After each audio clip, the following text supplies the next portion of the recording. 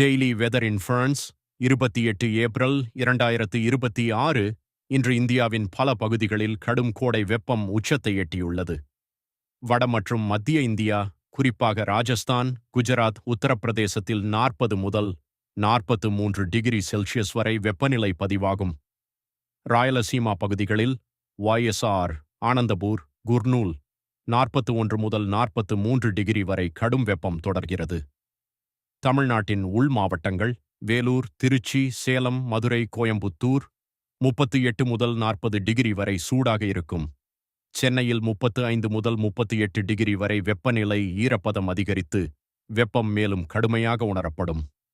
திருவள்ளூர், காஞ்சிபுரம் மற்றும் மேற்கு பகுதிகளில் வெப்பம் 38 முதல் 39 டிகிரி வரை இருக்கும். காற்றின் திசை மாற்றத்தால் அடுத்த நாட்களில் வெப்பம் மேலும் உயரும்.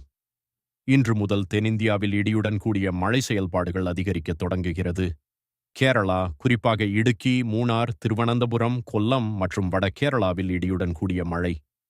கர்நாடக கடற்கரை மற்றும் மலைப்பகுதிகளில் சில இடங்களில் கனமழை வாய்ப்பு உள்ளது.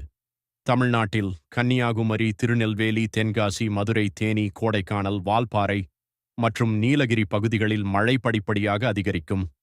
மீதமுள்ள பகுதிகள், குறிப்பாக சென்னை, இன்று வறண்ட வானிலையுடன் தொடரும். உடல் நலனை பாதுகாத்துக் கொள்ள நீர் அதிகமாக குடிக்கவும். மேலும் தினசரி வானிலை தகவல்களுக்கு எங்களை பின்தொடருங்கள்.